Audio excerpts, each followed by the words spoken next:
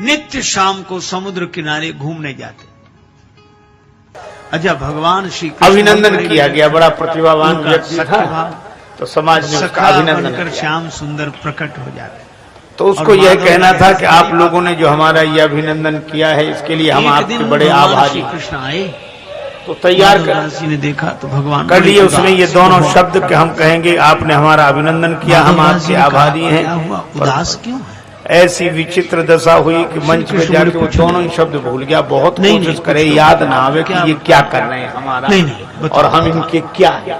भगवान कृष्ण बोले, बहुत सोचे ना आवे तब तक घोषणा कर दी कि अब आप जब से वृंदावन छोड़ा। तो वह भी बड़ा चतुर आदमी था, जब कोई शब्द याद ही नहीं आया दोनों में से तो बोला, आप लोगों ने जो हमारा ये किया है इसके लिए हम आपके बड़े वो हैं। बचपन की बातें छोड़ो, अब तो यहाँ तो एक आदमी कहता कि मैं बहुत बढ़िया तो ठीक है, लेकिन जिसकी जो आदत पड़ी हो।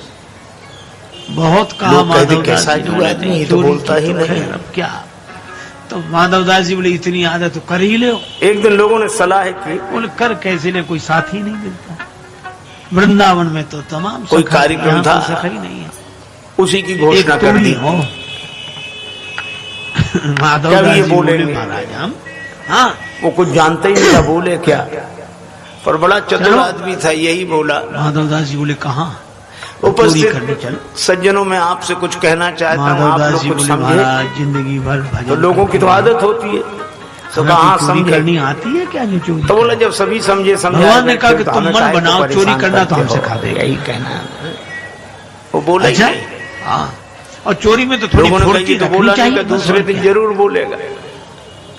फिर घोषणा की तो वो यही बोला कि आप लोगों को मैं कुछ समझाना चाहता हूँ, आप लोग कुछ समझे। तो सभी लोग बोले नहीं समझे।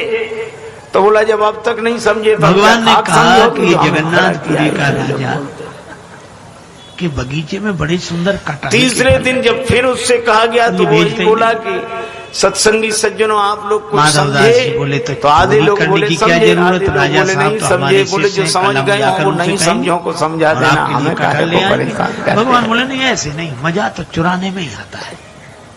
अरे काहे को समझना, क्या समझना, क्या समझाना, बस हम तो इतने ही जानते हैं। अब माधवदास जी और भगवान हमारे, हम भगवान के। अब भगवान बोले धीरे धीरे बोलना, ठीक है। अब माधवदास जी को तो कोई अभ्यास था नहीं, तो जैसे ये कटहल के पेड़ के पास पहुंचे, भगवान बोले ऊपर चढ़ जाओ, तुम ऊपर से कटहल गिराना, नीचे हम ले लेंगे। अब माधवदास जी जोर से बोलने लगे, कन्हैया किस पेड़ पे चढ़े, इस पे चढ़े कि इस पे। सो बगीचे के माली ने सुना, बोले मैं बताता हूं किस पे चढ़ो, अभी आया। भगवान ले गए छिपा कर, तुमसे पहले ही कही थी धीरे धीरे बोलना चाहिए चोरी में। अच्छा ठीक। अब गए, जब वो जाके सो गया फिर गए, भगवान बोले इस पेड़ पर नहीं, इस पे चढ़ो चढ़ो। माधवदास जी चढ़ गए, ऊपर से कटहल गिराओ। ऊपर तो चढ़ गए, अब ऊपर से बोले, भगवान ने कहा गिराओ गिराओ। अब ये बोले ये वाला कटहल गिराएं कि ये वाला, बड़े जोर से बोले। और जो कहा ये कटहल गिराएं तो माली डंडा लेकर दौड़ा कि मैं अभी बताता हूं, और वो डंडा लेकर दौड़ा। भगवान श्री कृष्ण तो बड़े कौतुकी अंतर ध्यान हो गए। बेचारे माधवदास उतर रहे थे पेड़ पर से, कटहल गिरा दिया था। अब महात्माओं के तो कपड़े और रहन सहन तो कहीं वृक्ष में उलझ जाए, कहीं तो जैसे उतरे पकड़ लिए गए। सो माली ने रात को ही उनको अंधेरे में 2 डंडे लगाए और हाथ बांध दिए, बंधे रहो, सवेरे राजा के पास ले चलूंगा। अब माधवदास इधर उधर देखें तो माली ने कहा क्या देख रहे हो, बोले कुछ नहीं। और मन में सोचे कि दूसरे कहां गए जो ले आए थे हमें, हमको फंसा दिया, खुद का पता नहीं है। रात भर बंधे रहे। सवेरे माली ने कहा चलो राजा साहब के पास। सो हाथ बांधे और माधवदास जी को ले जाए। माधवदास जी बोले चलो। रास्ते में राजा साहब मिले। राजा साहब घूमने आ रहे थे, उन्होंने देखा कि हमारे गुरुजी को माली क्यों बांधे, तो छड़ी लेकर माली को मारने दौड़े, इनको क्यों बांधा। तो माधवदास जी बोले इससे कुछ मत कहो, क्यों? बोले जब ऐसे बंधने के काम करेंगे तो बंधेंगे ही। तो आपने क्या किया ऐसा?